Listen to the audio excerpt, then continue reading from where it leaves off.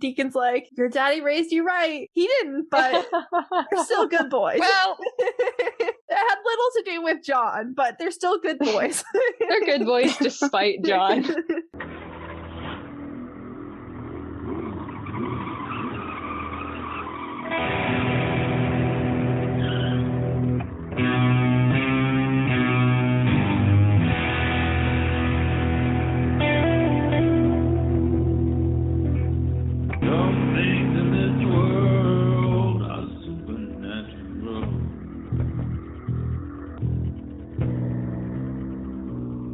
My name is KJ, and you're listening to the Supernatural Opinions podcast, where some things in this world are supernatural. My pronouns are she, they, and this is the podcast where I talk to my fellow Supernatural fans about Supernatural, and we share our Supernatural opinions. Today we're recapping Season 2, Episode 19, Folsom Prison Blues, which originally aired on April 26, 2007. And here I'll do that on my guest of the week. Meredith, remind everyone who you are. Hi, I'm Meredith. My pronouns are she and her, and I don't really have anything else to say. I'm here.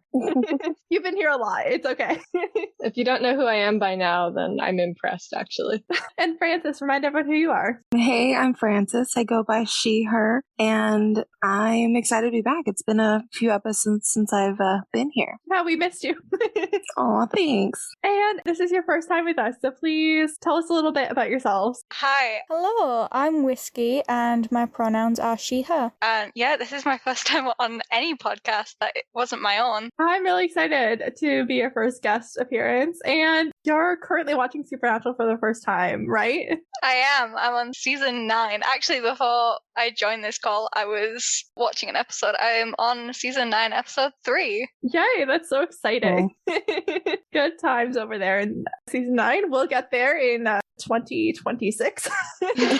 It'll be a few years. Just hold tight. It'll be good. This week's episode will contain spoilers for this episode and may reference previous episodes, but will not contain spoilers for later episodes of Supernatural. This week's episode is titled Folsom Prison Blues, and that's a reference to the song by Johnny Cash, released in 1955 on his debut album. And we're going to a prison today, so it feels right. It's a little bit weird that that song does not make an appearance in this episode, but it does make an appearance on my Supernatural playlist. I hope so. Gotta honor it somewhere. Yeah, I was so sad that they didn't add it in. I was like, why not? It was right there. They could have done right it, but there. they didn't. And like, honestly, if you're like ever hanging out with my family for some reason and you like need a song that's gonna get everyone in my family hyped, this is the song.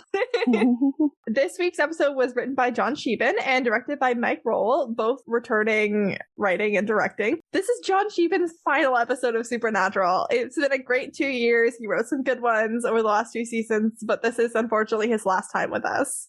Move on to bigger and better things, John. One thing I will say is Mike Roll actually directed Smallville, which is like my favorite thing in the world. There's a lot of Smallville crossover, acting, writing, and directing wise, and it's really nice to see it. I'm really glad that he was here because his last episode was The Usual Suspects, season 2, episode 7, which is going to be pretty relevant in this episode. There's a there's a very direct reference to it in this episode, and we're going to talk about it because I want every excuse to talk about Detective Diana that I can make up. But we're going to get right into the recap this week. We are starting at Green River County Detention Center, and it is looking mad haunted after they reopen a previously closed cell block, which you should just not do. Oh, there are ghosts in there. Everyone knows that. Yeah. I have to say this episode was very on the nose about a lot of things, including like the whole open an iron door and then here's a ghost. Like it was very on the nose about a lot of things. And me and my friend laughed about it a lot. It was great. Yeah, this was not an episode for much fake out. There's a slight red herring situation, but in terms of like, is this a ghost or is it something else? No, it's a ghost. You should know by now if you're here. It's a ghost. It's pretty obvious before we even get the title card that it's a ghost. A security guard is watching the cameras, kind of. He's more really interested in his sandwich, which he reluctantly leaves behind to check on Randall, who is apparently a frequent complainer. I wrote in my notes, a squeaky wheel gets the grease, and Randall is certainly a squeaky wheel. He was also on an episode of The X-Files. So glad to to know that. He looked very familiar to me, but I didn't look up anything he was in. So I'm glad we know at least one thing. Also, I think he was one of the people on the New Girl or something. Maybe the landlord or the building guy. Fun. I don't know. He was creepy. It was great. That might be where I recognize him from then, because I don't watch the X-Files, so... Me either. It's a good show. You should. That's right. Yeah, he was on New Girl. I remember now. He's one of those really good character actors. I've seen him in a lot of things. He was great in this episode. I like Randall a lot. The security dude then asks for the lights to be turned out before he leaves, which is psychopathic. He asked for the lights to be turned off before he walked across the cell block. And like, that's just crazy. Get to the door, then ask for the lights to be turned off. Like, it's common sense. Not to victim blame, but this guy was just asking to be ghosted. Yeah. The ghost immediately maims and then kills him. Like, immediately. Oh no, if only we could have done something to prevent this. 3 months later, Sam and Dean are executing a plan that Sam hates, which is fake robbing a museum in Arkansas and getting intentionally caught by police. One thing I will say here that I keep commenting on whenever I watch this episode is that they're wearing gloves when they're trying to get arrested. They really did try to like half fake out that this was intentional. And like, they hardly ever wear gloves when they're trying not to get arrested. Yeah. Yep. Maybe it's just cold.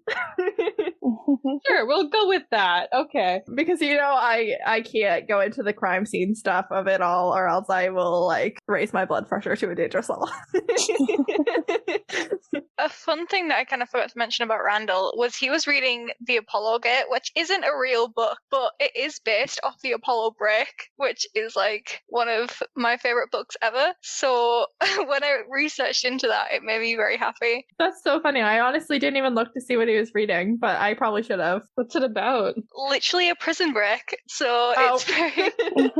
straightforward. That is exactly why they did that. And then they probably couldn't get permission to actually use the book, so they had to like fake it out a bit. There was absolutely no other way for the Winchesters to do this, apparently. Like, they couldn't have solved this case in any other way besides this course of action of getting intentionally arrested. Yeah, I had that on my notes as well. Like, why couldn't they have posed as anything else but a prisoner? Yeah. Prisoners get the gossip, guards don't. I guess. Yeah. It does get us the great mugshots that we're gonna use over and over again. Oh yeah. They're glorious. Dean is having a blast with his blue steel, which is a great little Zoolander reference. And we're having a blast with it too, honestly, because he's funny. Mm-hmm. Dean wants a cheeseburger with extra onions, and let's all remember this in 2 episodes. That comes back. Okay. Henriksen is here, absolutely thrilled to see Dean in custody, as he is, of course, the Dean Winchester FBI file holder, along with his partner, Special Agent Reedy, who I think this might be the first and last time we see him. Oh yeah, definitely the last time. Henriksen doesn't need a partner. Absolutely not.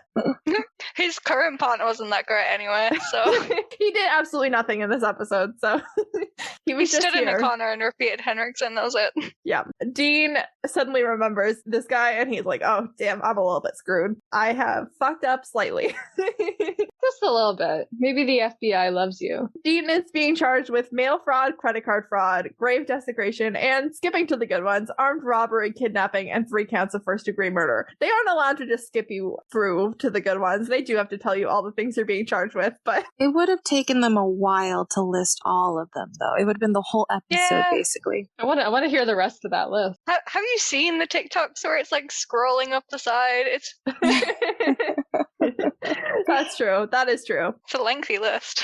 Sam is also a suspect in a murder, and I'm like, is this fake Sherry from Night Shifter? Like, that they're suspected of? Or is this one of the people from St. Louis back in, like, Skin, the original? Or is it Detective What's-His-Name, the cheater? Hang on, you gotta be specific. Yeah. There are so many instances. Yeah, I want to know who Sam allegedly might have killed. Like, who they think Sam's responsible for. Well, didn't somebody die in the bank robbery? Yeah, fake Sherry. Sherry. Yeah, fake Yeah, Sherry. so it was probably that. That's true. Victor is very impressed with how well they disappeared. He's like surprised that they got caught at all. And I'm like, ooh, yeah, I wonder how that happened. Come on, Henriksen, you're so close to figuring it out.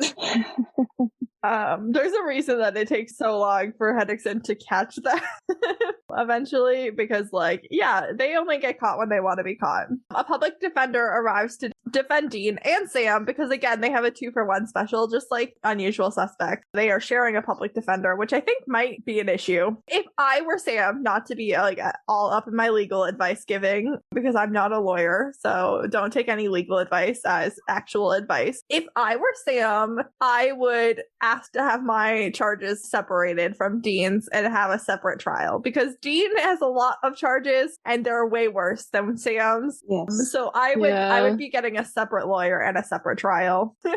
But also, it's annoying because you're siblings and you probably shared so many things growing up. I just want to have something of my own. They're headed to county jail until Tuesday when a judge can see them. 5 states are already filing for extradition, and the most they can stall any of those is a week. So they're on a time crunch here, and the boys are off to their haunted prison of choice. Of choice. Yay! They carefully chose where they committed this crime so that they would get sent to the correct county jail. Makes sense. And The way that Sam questions, like, the lawyer was so suspicious. He was just like, Green County? Like, It's gonna be this one, right?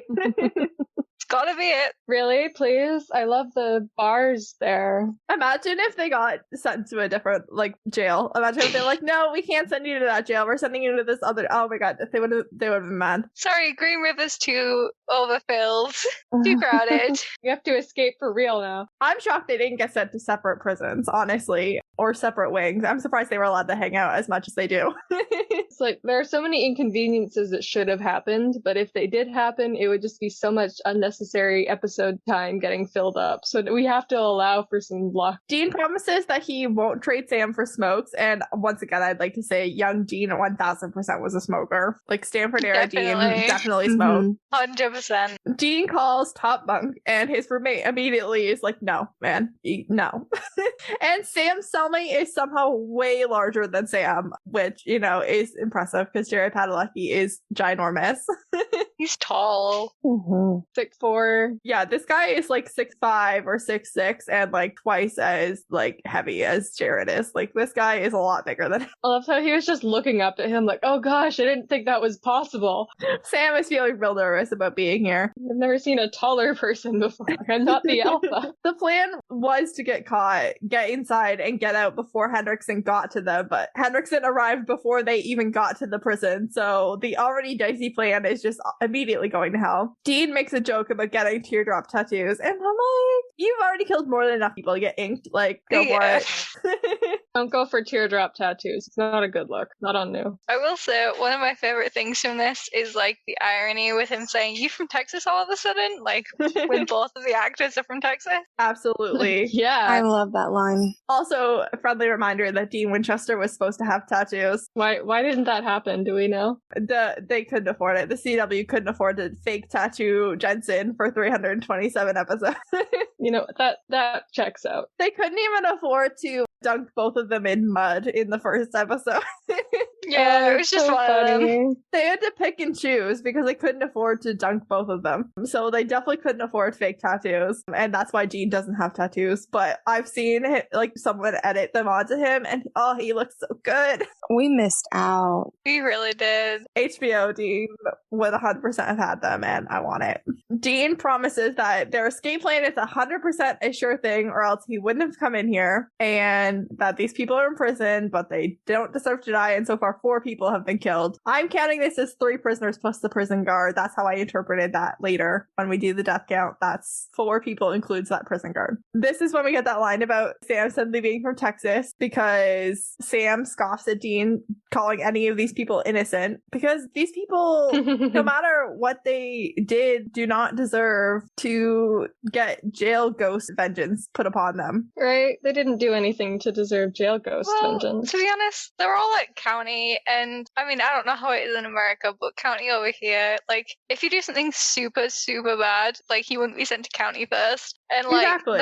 the way that we find out that these guys are getting killed is like really gruesome and gory, and it's a lot. So This, like, in the US, I know way too much about the US prison just I don't know very much at all. County jail is like where you go like while you're waiting to be on trial, or like it wouldn't be a prison like this. Like Sam and Dean would be probably in county, but like Randall probably wouldn't be in county unless Randall's here for something not that bad, like, and very temporary. But like county jail's where you go and you do like your like partial sentences. Like you can go to jail just during the week or like just on the weekends. Why is that so funny to me? We find out that Randall, like later on in the episode, we find out that Randall's in here a lot. Yeah, he's been here on and off for like years. He's been here a while. He's definitely been here for more than, what was it, 3 months? Yeah. No. Dean confirms that he dragged them both on this job for Deacon, who was in the Marine Corps